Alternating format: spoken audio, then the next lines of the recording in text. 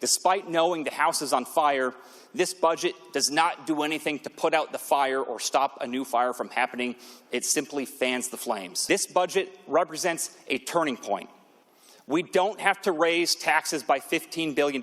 This budget increases costs on the middle class. It passes health care costs on the middle class.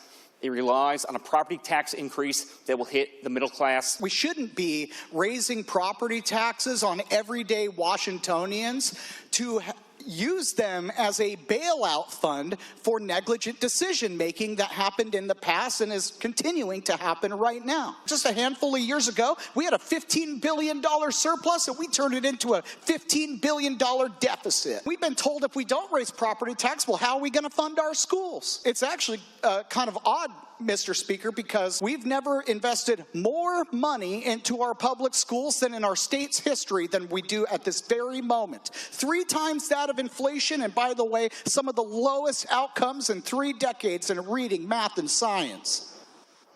But we need to raise more property taxes? I've met with people face to face, and they're in tears, worried. What are we going to do? How are we going to live? They're choosing between buying food and medication and paying their property tax. They don't want to lose the only asset that they actually own. We did some back-of-the-napkin math, Mr. Speaker. Your property taxes could double, maybe even triple in just the next 10 to 13 years. That is an astronomical level of growth to help out government on the backs of hardworking middle-class Washingtonians. And it will also harm those who are lower income as well if they seek to rent and their rents go up as a result of the movement of property taxes. I've got people that are calling more and more frequently for us to eliminate the property tax entirely because they no longer feel like they own their home. They feel like they're only renting it from the state. So if we go after the people of the state of Washington and say we're going to continue to increase your property taxes, I can guess what's going to happen to school levies, and I can guess what's going to happen to school bonds.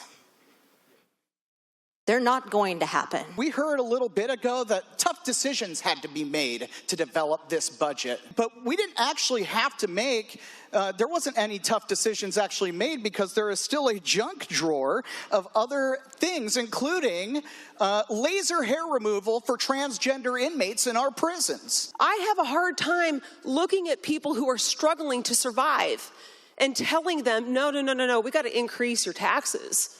We got to increase your taxes so we could study the interconnection between environmental justice here and what could happen in Africa. That doesn't make any sense. We've put all of this burden on the people of Washington, and then here we come asking them for more when they least can afford it. 82% of the people in Washington state can't afford a median price home, Madam Speaker, which is $650,000 in the state of Washington.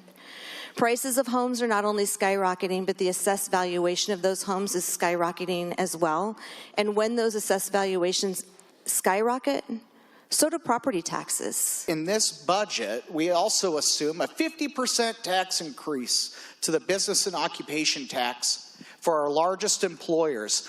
And what does that mean, Madam Speaker? These are employers that deliver oftentimes 6-figure jobs, family wage jobs. That's about what you need to be able to survive in many parts of our state. They also provide dental and health care and so many other things. We talked earlier about all the small taxes and fees. They're taxing the joy out of Washingtonians. Discover Pass, hunting, fishing, license, liquor fees, bottle tax. But, I mean, will you even have a job to go back to?